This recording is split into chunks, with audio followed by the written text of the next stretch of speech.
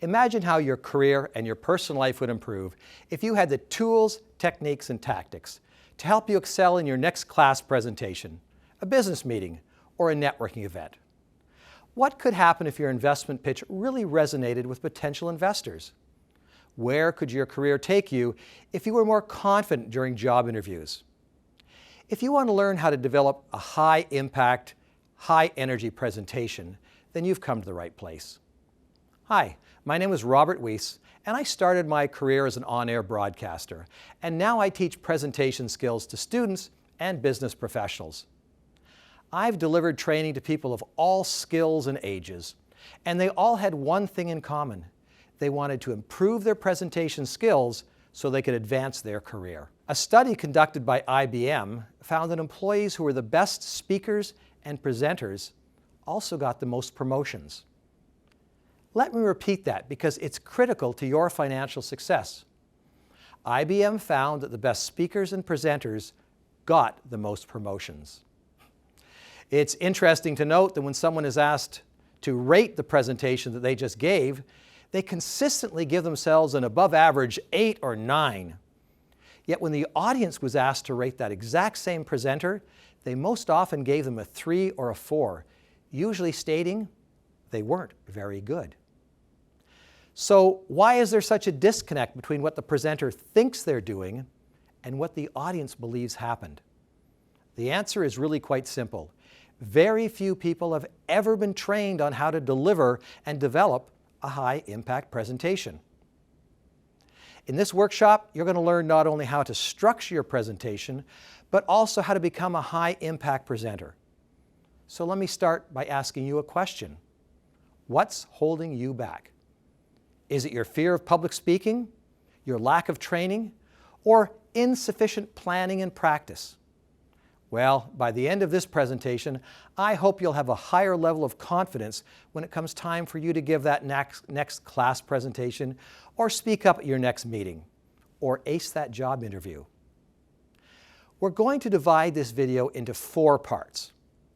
In part 1, we're going to look at how to prepare for that next presentation.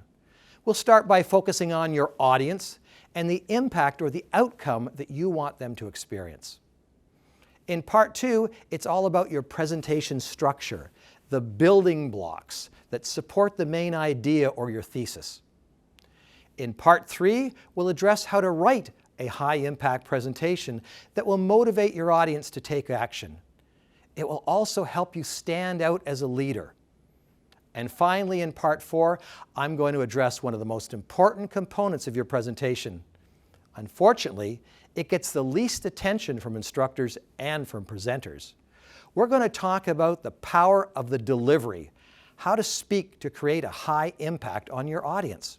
Along the way, I'm going to provide you with a few tips and speaking tactics, as well as ideas on how to practice outside of the classroom or the office. Remember, it's practice that will help you build confidence, reduce presentation anxiety, and improve your speaking skills, not watching a video or reading about it in books. I'd like you to consider for a moment, how do you want people to describe you as a presenter? Do you want them to think of you as confident, knowledgeable, engaging, passionate? These are all key words that people use to describe the best speakers. But it's important to note that great speakers most likely started out as poor speakers. So let's start by addressing a few common myths that we have about presenters and presentation skills. First of all, talking or standing up in front of a crowd and presenting is not communicating. In fact, that's one of the biggest misconceptions today. For every good presenter, there are hundreds of bad ones. You can choose which one you want to be. The second myth is that most people are born with that skill. People are not born or natural presenters. It takes years and years of practice and training to get them to a high level. It's not simple. And the third myth is that you must be an extrovert. Watch a few of the best TED Talks and you're going to quickly realize that many excellent speakers are not extroverts at all. Barack Obama, Nelson Mandela, Elon Musk, Bill Gates. They're all introverts, and they're all outstanding public speakers and leaders. You see, the reason that introverts can be such good speakers is they easily identify with the audience. They connect with them on a deeper level than an extrovert ever can. The performance side of speaking can be learned. It's focus, it's listening, and reflection that gives introverts the advantage. So let's get started. First thing you need to do is consider the purpose of your presentation. Is it to inform, to persuade, or to entertain?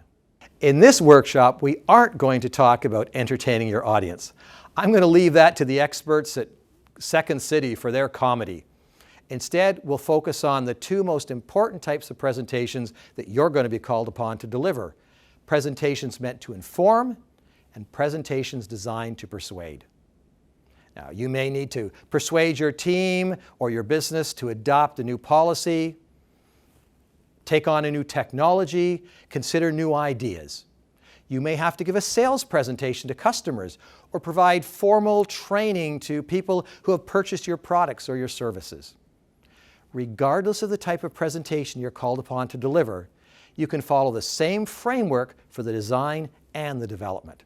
You see, it's important to understand that if you try to tell people they must do something, it can backfire. They will reject your message. To be successful, you need to help them understand what's in it for them, and then build your framework to inform or persuade the audience around the answers you're looking for them to reach. This is going to help your ideas gain acceptance. Now, one of the best ways to prepare for your next presentation is to start by asking yourself 3 questions. Why is this presentation necessary? How can this information positively impact my audience, class members, or a team? And what do you want them to be thinking about or feeling after they leave the session? There's a well-known quote from Maya Angelou. She said, "At the end of the day, people won't remember what you said, but they will remember how you made them feel." If you want to give a high-impact presentation, then you need to connect on an emotional level. When developing your presentation, the best way is to break it up into 4 specific stages. Stage 1, how you're going to organize your thoughts, ideas, and evidence. Sitting down and writing the content is another piece. And finally, determining your method of presenting. I'm going to break each of these sections down to help you understand the framework for building a high-impact presentation. So let's get started. The first thing we need to do is preparation. We do this by looking at the purpose of the presentation and then developing your hypothesis or your idea. What information do you need to communicate to your audience? You also need to consider how your message or presentation is going to be evaluated. If it's a class project, then there's usually an evaluation or marking scheme that's been provided by the instructor. On the other hand, in business, there may not be a marking scheme, but you can be pretty sure your audience will be evaluating you based on how well they understand your proposal, the strength of your presentation, its supporting data, or in the case of sales or investment presentations, success means making money, closing the deal. When I'm preparing for a presentation, the first thing I need to consider is my audience. Who are they? What do they know about the topic? What would be success for them as an outcome? Are you trying to convince them to take action or persuade them to do something new, or simply inform them and gain their agreement? You also need to consider any new ideas or insights that you're going to be sharing with them. The best thing you can do is leave your audience wanting more. Unfortunately, most speakers go on and on and on, providing too much data and too much detail, at which point the presentation becomes a long, boring information dump. Part 2 is the organization of your presentation. And this is the area where most people focus on their time and all their attention. They create a massive body of information, and they build more and more into their presentation. Unfortunately, they get too much. The result is information overload and that typical long-winded presentation that goes on and on, adding little or no value to the content. Not knowing when to stop will cause your audience to tune out. If you want to deliver a high-impact presentation, you need to avoid these common bad practices at all costs. To develop a better presentation, let's start by breaking your framework down into the 3 parts: the introduction, the body, and the conclusion. The introduction is where you set the hook to capture their attention, and then you follow the introduction with 2 or 3 main points or ideas. That's where you support them with evidence and stories. The idea here is to provide them with proof that your hypothesis is correct. A problem that most people have for presenting technical information is they tend to rely solely on research data. They use that to make their case, and as much as technical people like to believe they make decisions based on logic and data, it's been proven to be false. You need to weave stories into technical subjects just as much as into other topics too, because you have to get your ideas to resonate with your audience. Now, it's important to remember that people process information more effectively when the content is delivered as words and pictures rather than words alone. So think about how you're going to visualize each of the key points and supporting messages. What pictures will you use? Are there abstract images to reinforce your content? You also need to weave stories into even the most technical subjects if you want your ideas to resonate with the audience. In the body of your presentation, there's also a lot of different ways to develop your ideas and provide that evidence. One of the simplest methods is to use a storyline framework. After your introduction, you move into the body of the presentation where you address the pain, the problems, or the challenges that are impacting your audience. Make sure you only focus on 2 or 3 key ideas. Don't start building a shopping list of features resulting in too much content. Then you've got to provide them with a vision. Let your audience have a glimpse of what's on the other side of the problem. This is where you incorporate your hard evidence, your evidence and data to prove that your idea is going to work. Remember how I mentioned earlier that you need to convince technical people with stories in order for them to connect with your solution? Well, now's the time to introduce the story into the framework. You need to tell your audience about how someone else who is having that exact same problem or challenge succeeded by implementing your ideas or your solution.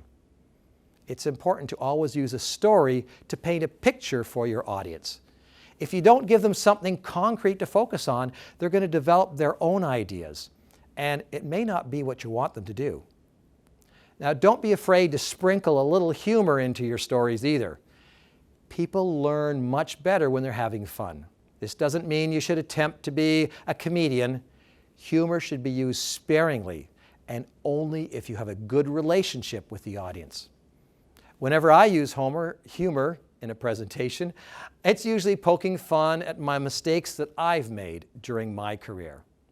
After we've shared our ideas, provided the evidence, and told a relevant story, you need to wrap up the presentation with a strong conclusion and a call to action. This is where you challenge them to act on your ideas or implement your proposal or your solution. After you've laid out your hypothesis and the body of your presentation, you've got to make sure they're ready to move forward with what you're talking about. The third part of your presentation involves writing the content. I know that sounds boring, but this doesn't mean you need to create a script that you're going to read word for word. In fact, very few presenters can use a script without sounding flat and monotone. It becomes very boring for your audience. Instead, you need to create a script framework that covers the major points that you want to address in each section. If you're going to try and wing it, you'll probably present the following framework in a really haphazard way and nobody will pay attention to it. If you watch the best TED Talks, you can be sure they've scripted and practiced every word, gesture, facial expression, and their timing to create what looks like a spontaneous conversation with you. Most professional presenters will tell you they spend about 1 hour preparing for every 1 minute of delivery. That's how they make it look easy. So instead of writing a script, consider creating a keyword outline. This means you select important keywords and phrases that are going to be used to keep your notes on track. When presenting, you can quickly glance at the keyword outline, and it will show you the order of the main points that you're going to address, what stories or evidence you need to present next, and it will keep you following your presentation framework smoothly. This technique is how experienced presenters can deliver a 1-hour speech with an only 1-page outline. It's interesting that a musician will spend hundreds of hours practicing a new song before they perform it in public. An athlete will break their training down into hours and hours of micro skills to be sure they're ready for their next competition. But unfortunately, most students and business people will put together a presentation the night before it's due and then try to wing it and pull it off after only 1 or 2 dry runs. They'll read the slides, they'll practice a few transitions, and they'll think they're ready to go. They're not. It's a recipe for disaster. Instead of delivering a high-impact presentation, the result is usually a mundane event. It doesn't resonate with the audience. As I said, 1 hour of practice, 1 hour of delivery. When you're preparing for your next presentation, I want you to figure out how much preparation time you need. I use what I call the 10X formula. It states for every minute you're going to be presenting, you need to spend at least 10 times as much time preparing. And that doesn't include creating the content and the slides. That's just preparing the speaking notes. It may seem like a lot of work, but it's the only way you can go from good to great. Finally, when writing your content, you need to determine how much time it's going to take to give that presentation. A good rule of thumb to use is that most presentations will take anywhere from 25 to 50% more time than you expected when you're in front of the audience. The key is to practice your presentation live and record it to get your timing right. Here's a quick timing tip for you. For each 10 minutes of speaking time, you need between 1,500 and 1,600 words of content. Now, it doesn't matter what method you use to calculate your timing. Practice your presentation so you can get your timing right. As a presenter, it's very important to remember that people need to connect with you before they connect with your ideas. If you haven't built rapport with your audience, or they don't identify with you because of shared experiences or similarities, then you're going to have a difficult time getting them interested in what you have to say. So when considering how to prove your main points or ideas with evidence, you need to consider how people make decisions. And they usually fall into 2 camps. They make logical decisions or they make emotional decisions. Unfortunately, most technical people believe they need to create presentations loaded with data to convince an audience to make the correct assumptions and take the correct action. This couldn't be further from the truth. Studies have shown that even the most Mr. Spock-like logical thinkers are heavily influenced by emotions and stories. While technical people will state that their decisions are based on logic, it's been proven they make the decision emotionally first, and then they look for logic to justify those beliefs. On the other hand, people who make their decisions based on emotion will discount facts and figures quickly, and they'll look for stories to connect with them and justify their beliefs that way. Now, the third and the most powerful method of motivating decision-making is from a survival basis. If my company is on the brink of collapse or my life is falling apart, that's going to motivate me to make a decision because it impacts my survival. And survival is the most powerful motivator. When you're crafting your message, consider, is it based on logic, emotion, or survival, or a mix of all 3? If you're trying to only focus on one type of decision making to influence your hypothesis, you're going to lose a large percentage of your audience. So let's take a minute and look at how great presentation skills can impact your career. I practice public speaking at a local Toastmasters club. Toastmasters is an international not-for-profit organization that focuses on helping members develop their speaking and their leadership skills. A few years ago, a young lady with the name of Christina came to our club looking to improve her speaking skills and get ahead in her career. You see, she told us she'd been working as a customer service rep in a bank for 3 years. She told her manager she wanted to get into management, but her manager informed her that she was a customer service rep and she was not the right material to become a manager. She was devastated. She actually considered quitting her job and changing careers. But a couple of days later, after the meeting, she got onto an elevator with a newly appointed vice president. Now, Christina really admired this woman because she had rapidly climbed through the bank's hierarchy. And she asked if she could buy her a coffee and talk about her career choices. When Christina met, she explained her situation.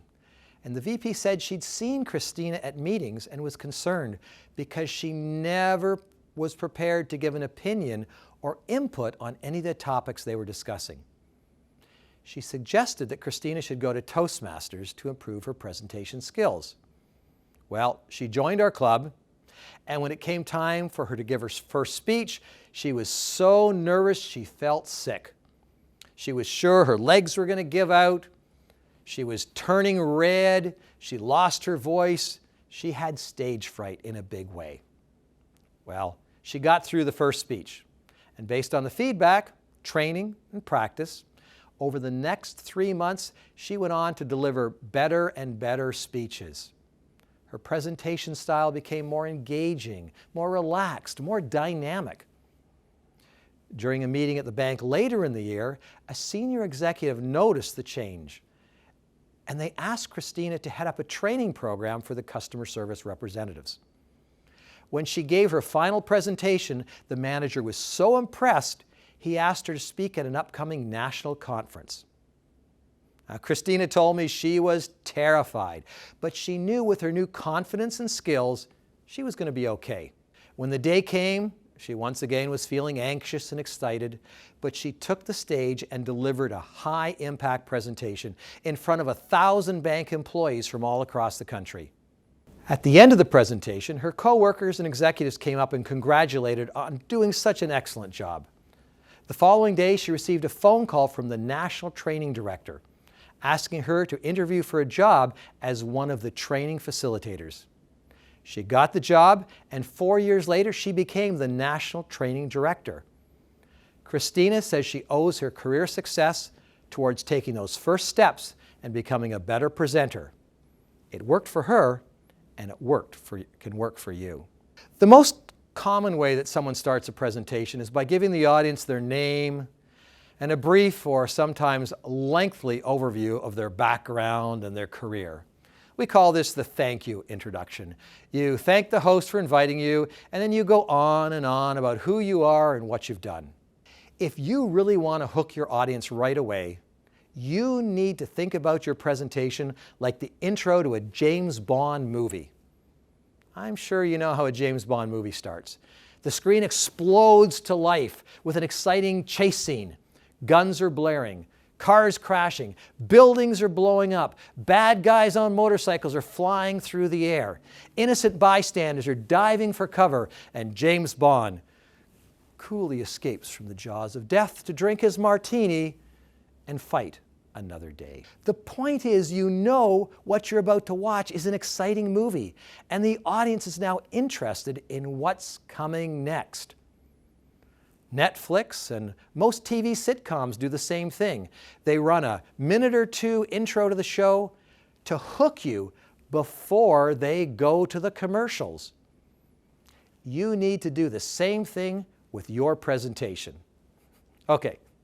I don't recommend explosions and car crashes, but you need to look for a way to set your hook and get your audience interested in hearing what's about to come.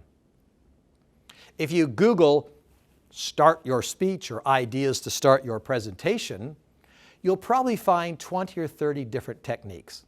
But I'd like to share 3 of the simplest tried and true methods of starting a presentation to get your audience's attention. The first one is start by asking a question. For example, you could ask, do you believe in 10 years' time everyone will be driving cars powered by gasoline or electricity? If you can catch your audience's interest, they're going to come along for the ride. It doesn't matter whether they're for gasoline or for battery-powered vehicles. The key is to get them thinking. The second simple way to start a presentation is to state a startling statistic. Quite the alliteration. The government has announced in 10 years you will not be allowed to purchase a gasoline-burning vehicle. Remember, it's got to be a startling statistic. If it's something that's boring, ho-hum, or everyone's heard it, then it won't have the right impact. The third way is you start your speech by telling a story that connects your message with the interests of your audience. From the beginning of time, stories have connected us. The human brain is hardwired for stories because stories help us interpret abstract ideas, numbers, and facts. My own story is pretty simple, but it illustrates how my career advancement was the result of my presentation skills training. When I first started public speaking, I was really bad. Okay, I sucked. I was uncomfortable, nervous, anxious. I spoke so fast, and my content contained way too much information. It was too long and boring. Fast forward, after a few years of training and lots of practice, I became an on-air broadcasting working in radio and television. I now work as a professional speaker, and I spend a large portion of my time teaching presentation skills. I speak at trade shows, conferences, and private corporate events. My clients have appeared on CBC's Dragon's Den, lots of TV news and current affairs shows, and information programs too. I attribute my career success to my presentation skills. Create that James Bond opening, get the audience excited about what you're here to talk about, and keep them sitting on the edge of your seat for the full presentation. One of the things you should always do is write out your introductory statement and then practice it, so you can say it completely from memory with power and with impact. Let me go back and repeat how I started this presentation. I made a startling statement. According to IBM, employees who were the best speakers and presenters were also the people who got the most promotions. Is that a statement that resonated with you? Does it make you want to say, "Tell me more"? The introduction is all about setting the hook to get your audience engaged and ready for the rest of your presentation. The fourth key in the art of presenting, and there's been a lot written about standing tall, projecting your voice, practicing to avoid the nerves, but it's all about the presentation skills. Not speaking too fast, and a multitude of other tips and techniques that you're going to be learning. But we can break presentation skills down into 4 areas: your speaking skill, your use of visual aids, body language, and time management. It's all about the pitfalls and problems that may come up along the way that can keep holding you back. As Lee Iacocca, the former CEO of Chrysler Corporation, said, "You can have brilliant ideas, but if you can't get them across, your ideas won't get you anywhere." And getting them across is not just focusing on what you say, but how you say it can be just as important. When we talk about your speaking skills, it relates to your energy, how you pace your speaking, the pitch, vocal variety, the use of different speech patterns to build interest and excitement. These are all vocal techniques that you can use to keep your audience engaged. The use of pausing. We can use it to emphasize a main point at a critical moment. Pausing allows your audience to take a moment to consider your ideas. It can also highlight words or concepts that you want your audience to remember. Pausing can also be used for dramatic effect. How many times have you heard a speaker say, they're going to go on and on and on and on, and you're trying to listen, but they speak so fast and don't pause, you can't catch up, so you tune out. Unfortunately, most presenters don't know how to use their voice to emphasize and enhance their presentation. Instead, they speak in a monotone voice that lacks energy and passion. It's guaranteed to tune your audience out. Knowing when to repeat a fact or a main point is critical. It sets up the importance of that point. Telling the audience what's important can be used to clarify or highlight a part of your message. Remember when you heard your teacher say, "This will be on the test"? You can be sure that all ears were focused on what the teacher was about to say. Your rate of speaking is also very important. Fast speakers can use their pace to show urgency, excitement, action. And by slowing down, you can evoke passion, sadness, and intimacy. If you speak fast all the time, you can leave your audience feeling fatigued and anxious. And speaking too slow could result in a loss of focus and boredom. Whatever your rate of speaking, the most important thing to remember is to use the right pace for the message that you're trying to convey to your audience. In fact, research done by the Wharton Business School found that when people are trying to persuade someone, they modulated their voices by changing the volume, the pitch, and the speed. And those subtle changes made them sound more confident, and confidence made them more persuasive.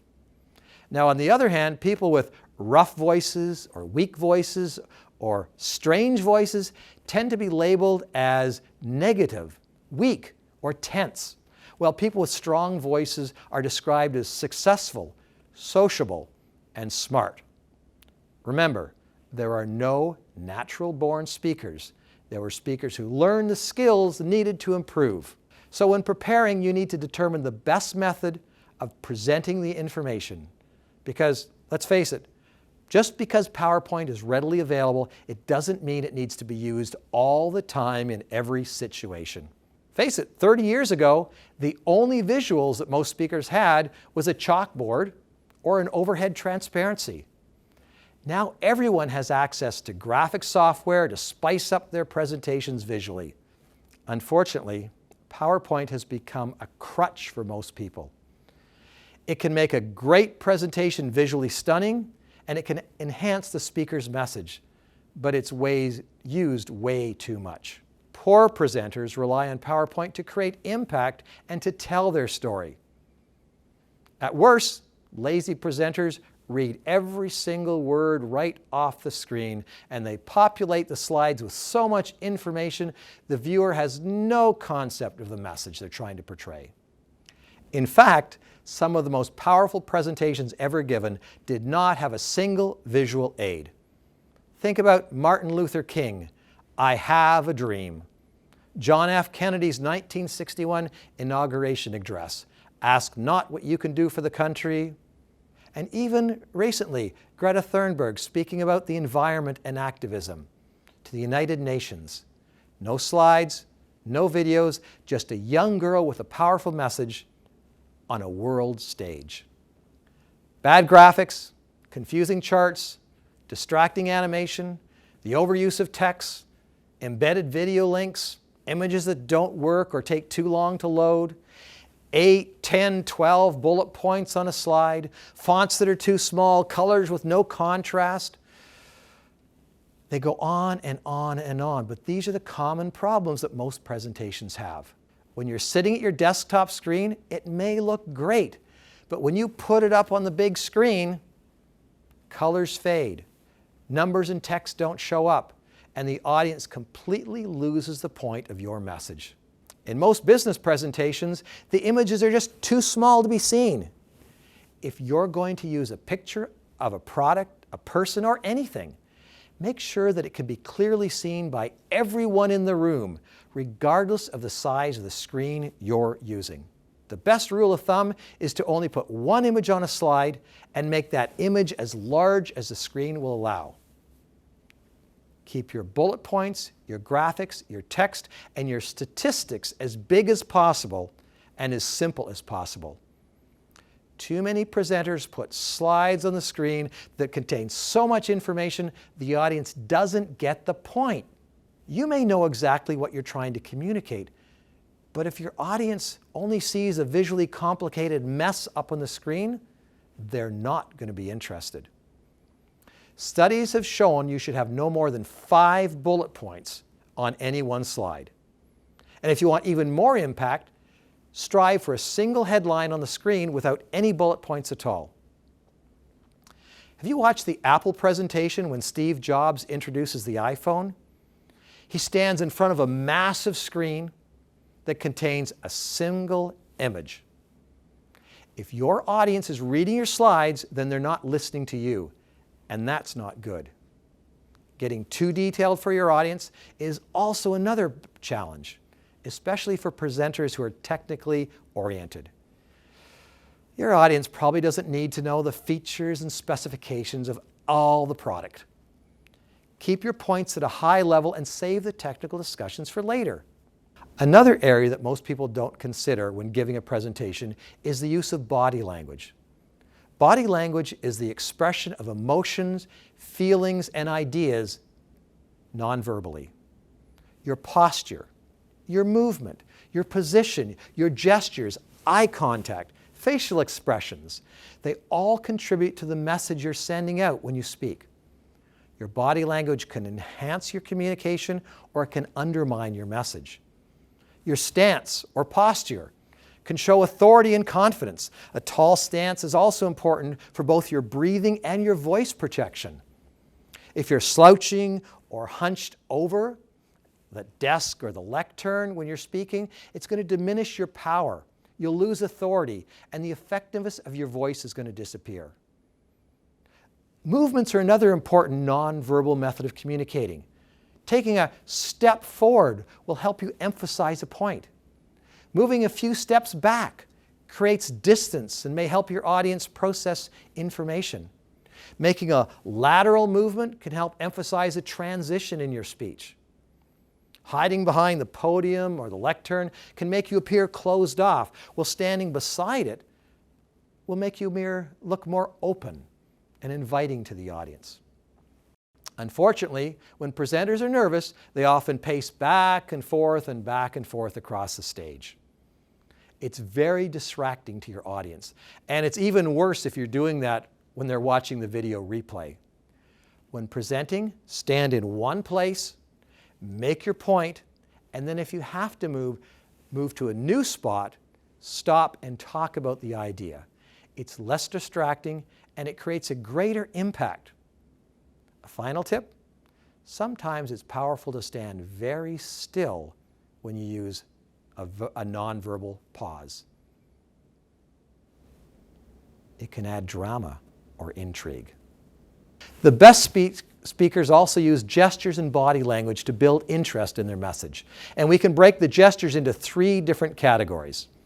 There are descriptive gestures, empathetic gestures, and prompting gestures. Since people are more likely to listen and remember visual cues or over verbal statements, you can use gestures to augment your message and improve your connection with the listener. Let me walk you through each type, and I'll give you some examples on how you can use them in your presentation. Let's first consider descriptive gestures. They indicate position, location, or anything tactical. For instance, you can use your hands to specify a number of objects. Or you could say it's over there and point. Or you could show a shape or the size of something by using those descriptive gestures.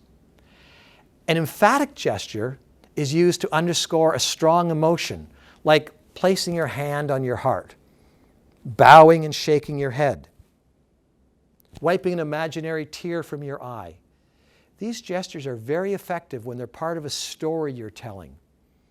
They can move the audience. They can bridge the gap between simply talking about an emotion and showing that emotion. And the third type are called prompting gestures. They're designed to get a response from the audience. You could ask for a show of hands for the answer to a question. You could signal them to stand up or tell everyone to sit down. Prompting gestures are all about action and engagement with the audience.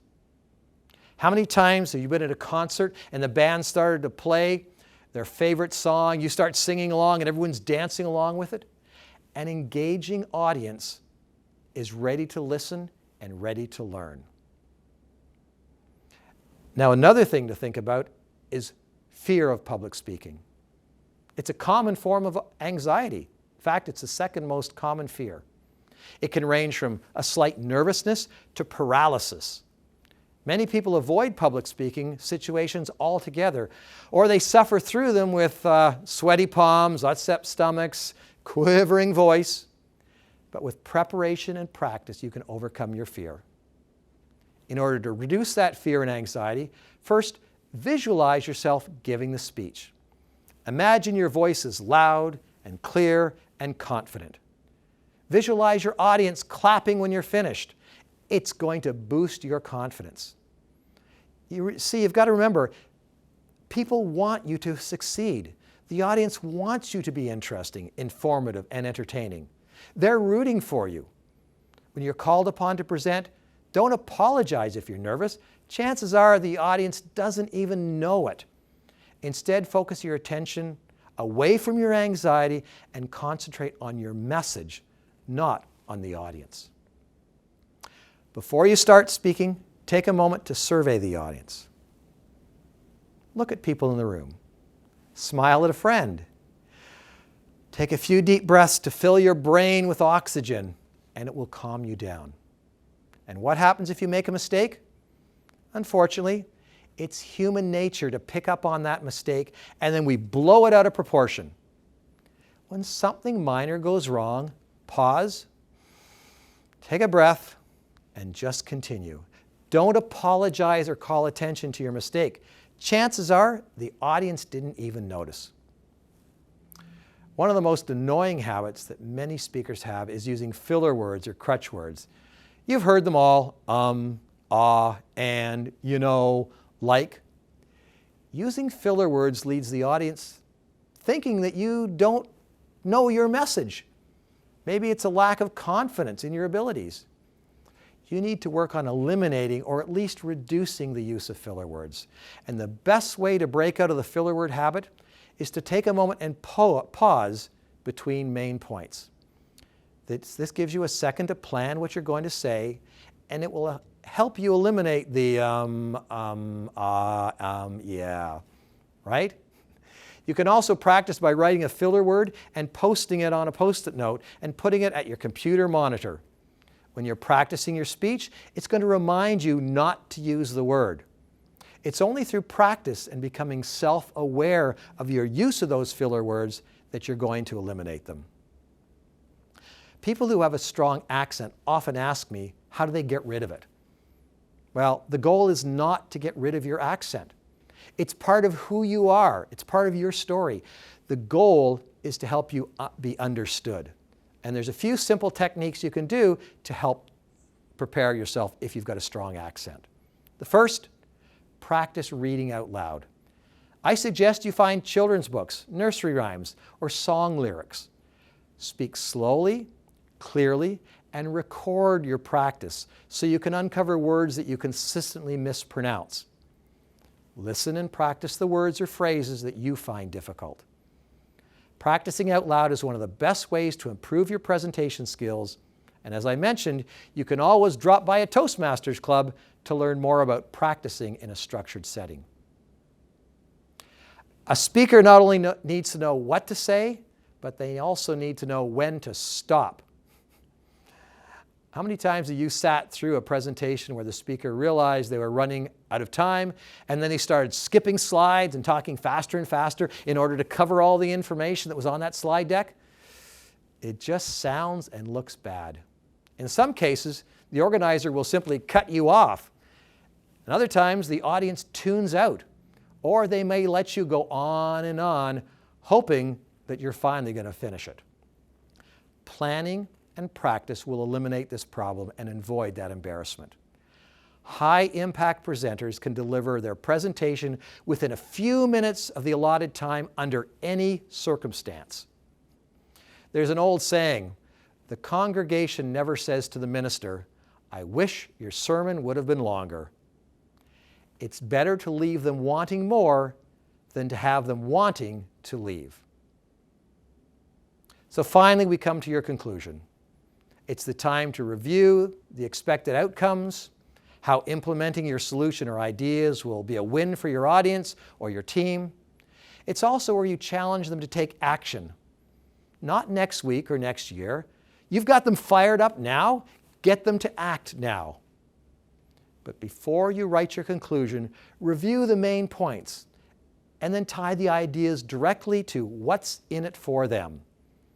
If they follow your recommendations, they want to know what results they're going to have. So if you put these 4 parts of the framework together, you're going to be well on the path to a high impact presentation. Start with your purpose and your audience. Organize your thoughts and determine the outcome you want to convey. Write your content and your introduction that catches their attention, and a body that's clear and concise in developing your ideas. Develop a strong conclusion, and finally, leave them wanting more.